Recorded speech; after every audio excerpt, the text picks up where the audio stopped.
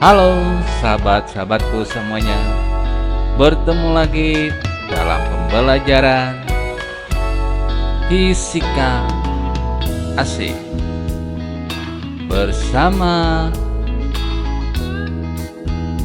tentu saja dengan Jurnal Simbolon. Sebelum kita mulai pembelajaran kita, jangan lupa tekan tombol like, subscribe, dan juga tombol lonceng. Sebelumnya saya ucapkan terima kasih. Sahabat-sahabat fisika, bertemu lagi kita dalam pembelajaran fisika asik. Kali ini kita akan membahas yaitu gerak parabola. Gerak parabola ialah gerak yang lintasannya berbentuk parabola. Nah, untuk lebih memahaminya, mari kita lihat sebagai ilustrasi ataupun gerak suatu benda atau bola yang Bapak bikin di sini. Dan di sini yang perlu kita perhatikan supaya benda melakukan gerak parabola, berarti bendanya harus diarahkan membentuk suatu sudut alfa gitu, misalkan seperti ini ya. Kalau kita lempar ke atas lurus tidak akan berbentuk parabola dia. Berarti dia harus membentuk sudut alfa dia ya. Kecepatannya V0 arahnya ke begini dia. Ya. Nah, ini kenapa ini ada saya bikin ada Vy0, ada Vx0 karena pada dasarnya nanti akan ada kecepatan ke arah sumbu X dan kecepatan ke arah sumbu Y-nya. Oke? Nah, coba kamu perhatikan gerakannya seperti ini. Nah, terus ini tanda-tanda ini apa? Bahwa setiap saat dia kecepatan ke arah sumbu Y-nya dan ke arah sumbu X-nya itu pasti berubah setiap titik gitu loh. Nah, ini ada seperti gini, ada seperti gini. Nah, ini setiap titik. Di setiap titik kecepatannya pasti berubah di setiap titik nantinya. Dan itu nanti yang harus kita hitung. Tetapi yang perlu Anda ketahui ya, bahwa di sini yang arah geraknya ke arah sumbu X adalah merupakan gerak lurus beraturan atau GLB. Berarti kalau GLB kecepatannya ke sini adalah ke arah sumbu X ini adalah konstan. Berarti Vx0 itu sama terus sampai ke titik dia berhenti. Tetapi kalau yang ke arah sumbu Y itu kecepatannya selalu berubah. Kenapa selalu berubah? Karena ada yang mempengaruhi yaitu percepatan gravitasi. Seperti sama aja dengan gerak vertikal ke atas nantinya gitu dia. Gerak vertikal ke atas kalau gerak vertikal ke atas kecepatan awalnya berapa? Berarti Vy0 gitu dia. Kecepatan awalnya Vy0. Dapatnya Vy0 itu dari mana? Yaitu dari perbandingan segitiga ya yang di sini. Sisi miringnya V0, sisi datarnya Vx0, sisi tegaknya Vy0 gitu dia. Makanya kalau di trigonometri sinus sama dengan depan per miring, kosinus sama dengan samping per miring. Sehingga dengan demikian bahwa Vx0 yaitu V0 kosinus alfa itu. Berarti kecepatan ke arah sini adalah V0 kecepatan di sini dikali kosinus alfa gitu ya. Kalau yang ke arah sumbu Y-nya berarti V0 sinus alfa yaitu V0 kali sinus alfanya ini. Sudut yang ada di sini. Oke, selanjutnya untuk penjelasannya atau keterangannya bahwa V0 ini udah tadi saya bilang bahwa Vx0 itulah kecepatan awal pada sumbu X dan Vy0 itu adalah kecepatan awal pada sumbu Y dan alfa itu adalah sudut deviasi yaitu sudut yang dibentuk arah kecepatan daripada benda yang melakukan gerak parabola terhadap sumbu X atau terhadap garis yang horizontal. Oke, kita lanjut. Maaf ya. Oke, untuk lebih memahaminya, jika dan setiap saat harus kita tahu. Ini saya tunjukkan lagi gambarnya di sini. Nah, bagaimana keadaan di sini? Gimana keadaan di sini, gimana keadaan di sini akan kita tunjukkan. Nah, yang pertama keadaan yang di sini aja dulu. Kita ambil satu titik di sini ya. Keadaan di satu titik di sini bagaimana kita cara menghitungnya. Oke, mari kita pertama ya. Kalau ini tetap ada ya, tetap ini. Yang pertama, sesaat benda naik. Sesaat benda naik itu apa? Pada sumbu Y. Pada sumbu Y saat naik GLBB diperlambat. Sehingga dengan demikian rumus GLBB yang dulu kita pelajari di gerak lurus VT kan biasanya kan VT sama dengan V0 kurang GT. Nah ini karena V0-nya tadi seperti tadi yang pertama tadi V0 Y-nya adalah V0 sin alfa. Kita ganti dia. V0 Y-nya itu kan V0 sin alfa. Maka VET sama dengan V0 sin alfa dikurang GT. G-nya apa? Karena percepatan gravitasi. Oke, untuk mencari Y-nya atau kalau yang kemarin hanya ya, kan V0 kali T, berarti ini V0 sinus alfa kali T dikurang setengah GT kuadrat. Ya. Nah, terus ada yang rumus satu lagi, VYT kuadrat berarti V0 kuadrat kan gitu kan di rumus yang dulu. Berarti ini di rumus yang KLBB ya, di gerak lurus ya. Ini karena V0 kuadrat sinus kuadrat alfa dikurang 2GY itu ya. Nah, untuk bagaimana untuk yang sumbu Y-nya ya. Yang untuk sumbu Y-nya berarti ya karena GLB berarti ya tinggal ya tetap konstan dia. Bagaimana kecepatan di sini ya sama dengan kecepatan V0, kecepatan awal yaitu V0 kosinus alfa gitu ya. Nah, terus bagaimana tentang jarak yang ditempuhnya dari sini ke sini gitu loh ya, dari sini ke sini ya. Berarti V0, Vx0 dikali T, berarti V0 kosinus alfa kali T. Nah, itulah jarak yang ditempuhnya dari sini ke sini, kalau kita hitung ya. Kalau tingginya tadi sini udah dapat ya, kalau tingginya YT, Y ini dia, pakai menggunakan yang ini. Oke, nah sekarang bagaimana kecepatan ini? Mencari PT yang di sini gitu loh. Kan, berketemu semua gitu dia. Berarti kita harus menggunakan, yaitu dengan menggunakan Pitagoras gitu loh. Kan, ini kan sisi tegaknya udah dapat. Sisi tegaknya di sini adalah VYT, gitu kan? Sisi yang mendatarnya begini VXT, berarti sisi miring sama dengan akar dari sisi datar kuadrat ditambah sisi tegak kuadrat gitu dia. Ini tinggal masuk ke sini dia, ya. Semuanya nanti sama, di setiap titik sama semua ya. Kalau ditanya di setiap titik, ini yang kita ambil hanya titik ini saja dulu, ya. Oke, bagaimana kalau untuk di titik maksimum ini? Nah, ini soalnya ini yang sering-sering muncul di titik maksimum sini adalah di titik maksimum di situ adalah yang menjadi syarat benda mencapai titik maksimum apa? Kecepatan ke arah sumbu E-nya pasti 0 gitu dia. Ini nih. VTY-nya sama dengan 0 di sini, VTY di sini sama dengan 0 gitu dia. Berarti kalau VTY-nya sama dengan 0 di sini, berarti waktu yang dibutuhkan dari sini ke sini berarti tinggal masukin ke sini gitu loh. Ini ganti sama 0. Kalau ganti sama 0 ini, berarti ini pindah ke seberang. Sehingga T maksimum V0 sinus alfa per G. Oke?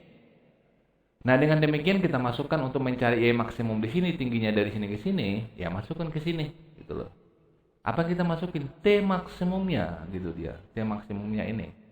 T mencapai titik maksimum ya. Tinggi maksimum, bukan X maksimum ya, ingat dia. T maksimum di sini maksudnya waktu yang dibutuhkan untuk mencapai tinggi maksimum. Oke? Tinggal dimasukin saja nanti ke sini. Oke, tapi kalau kita masukin rumus ini ke sini, kita substitusi dia, ini hasilnya nanti akan jadi begini dia, V0 kuadrat. V0 kuadrat sin kuadrat alfa jadinya. Oke? Kalau kita masukin ini ke sini. Boleh nggak dua-duanya ini digunakan, ini atau ini? Boleh. Yang mana digunakan? Boleh-boleh saja. Oke, sekarang kita kalau yang sumbu X ya, yang sumbu X. Yang sumbu X itu nah, untuk mencapai X maksimum di sini, dari sini sampai ke sini. Bagaimana? Ya tinggal menggunakan GLB ya, yaitu di mana kecepatannya adalah konstan. Berarti untuk mencari X maksimum Px0 kali 2T maksimum. Nah, pertanyaannya kenapa kali 2 dia? Karena tadi waktu yang dibutuhkan dari sini ke sini itu adalah untuk T maksimum di sini doang sampai di sini, ya. Nah, kalau dia sampai ke sini, nah Jadi waktu naik sama waktu turun itu adalah selalu sama gitu. Waktu naik sama waktu turun selalu sama, makanya dia dikali 2 ya. Boleh nanti kamu buktikan ya. Jadi ya udah tinggal dikali saja. Kali dia, udah dapat dia nanti P0 kosinus apa kali 2T maksimum. Atau boleh juga kita dapat pakai begini dia. Ini kalau kita masukkan dia T maksimum ini V0 sin per G, ini hasilnya seperti gini dia hasilnya. Oke? Nah, terus apa lagi? Yang muncul lagi, yang muncul itu lagi ada seperti gini ya. Di sini, berapakah kecepatan di sini? VT-nya. Itu udah pasti P0x. Kenapa P0x? Karena kan VTY-nya udah 0 dia. Ya, berarti tinggal kamu masukin P0x ya. Soalnya kalau ini kita masukin ke sini, ini kan 0. Kalau ini 0, berarti kalau ini 0, berarti tinggal ini dong. Di akar habis keluar dia. Oke? Oke, sekarang kita lanjut ya. Sekarang kita lanjut yang bagaimana kalau turun dia? Kalau turun itu berarti dianggap dia jatuh bebas gitu loh. Dari sini ke sini dianggap jatuh bebas dia gitu dia. Cuma kenapa dia bergerak ke sana bukan jatuh bebas turun ke bawah? Ah, itu pertanyaan. Kenapa dia? Kan kalau jatuh bebas turun ke sini dong. Tapi kan masih ada kecepatan terhadap sumbu X gitu dia. Sumbu X ini kecepatan ke sini kan masih ada. Ini masih kedorong dia. Walaupun dia jatuh bebas masih kedorong dia. Tapi sambil turun ke bawah dengan jatuh bebas gitu, ya. Itu prinsipnya. Karena dia masih ada kecepatan sumbu X-nya.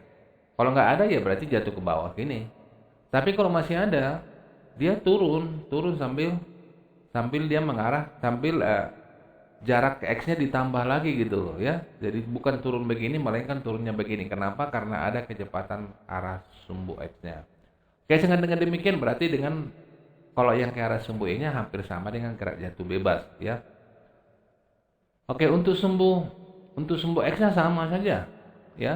Untuk sumbu X-nya masih tetap yaitu dengan GLB ya. Dengan GLB kita tinggal menggunakan perkalian kecepatannya ya, kecepatan kali waktu untuk jaraknya. Oke. Tetapi untuk kecepatannya tetap nanti akan kita bikin seperti yang ini tadi, yaitu menggunakan hukum Pythagoras. Nah, kenapa saya begitu? Karena nanti kan ada VT-nya di sini, VT ini, PYT. Misalkan kalau keadaan di sini dia pasti ada dong kecepatannya ke arah sini. Di sini doang dia yang 0 ya. Ingat itu tuh.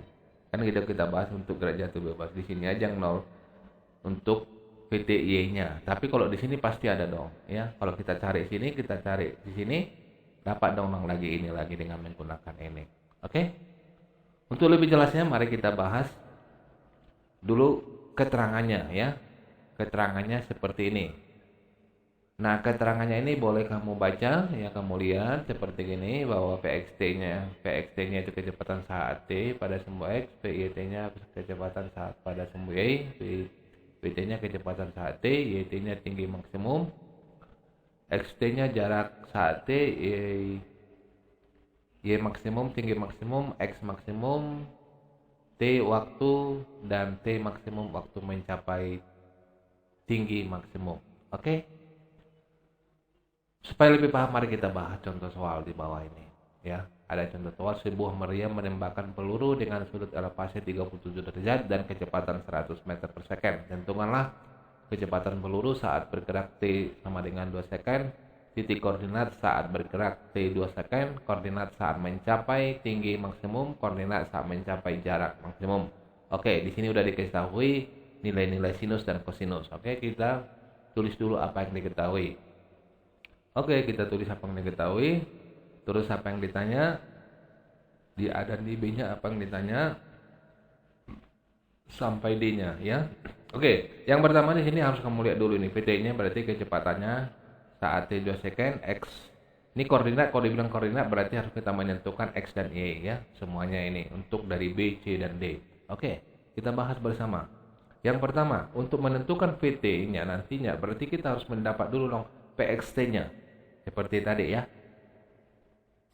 Ya, maaf. Kita hitung. Tinggal masukin angkanya 100. V0-nya tadi 100 ya. Kali kosinus 37 berarti kosinus 37 berarti 0,8. Berarti dengan 80 M per S. Oke, untuk PYT-nya berarti tinggal kita masuk ke rumus VYT yang di tadi ya, berarti P0 sinus alfa dikurang GT, berarti 100 kali sinus 37 dikurang 10 kali 2, berarti sinus 37 0,6, sehingga jadi 60 dikurang 20 sama dengan 40 M per S. Oke, dengan demikian mari kita masuk kita ke rumus tadi yang Pythagoras tadi ya. Ini kita tinggal masukin saja ke sini. Inilah PTY, inilah PT-nya ya, inilah PT-nya ya, inilah PT-nya, kecepatan saat 2 second. Nah, seperti inilah dia. Kira-kira di sinilah dia kecepatannya di sini. Kecepatan di sini bendanya adalah atau meriamnya atau pelurunya yaitu kecepatan di sini yaitu 40 akar 5 M per S. Oke? Oke, sekarang kita masuk ke bagian B-nya. Bagian B-nya adalah yang ditanya yaitu koordinatnya. Nah, kalau kita mencari koordinat berarti harus berapa jaraknya dari sini ke sini, kan gitu kan? XT, ya berapa jaraknya dari sini kemari? Berarti Px0 kali T, berarti tinggal dikali.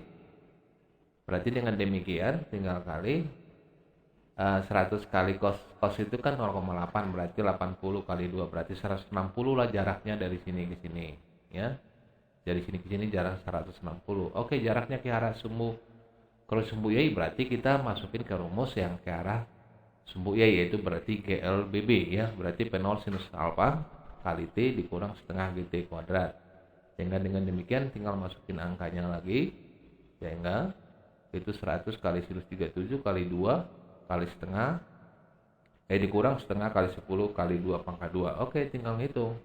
Berarti 120 ya, 120 ya. Ini kan 60 ya, hasilnya ini kali 2 120 dikurang 20 ya, 20 ini kan 4 bagi 2 kali 10 20, berarti 100 meter lah tingginya dari sini. Berarti kalau kita koordinatnya di sini berarti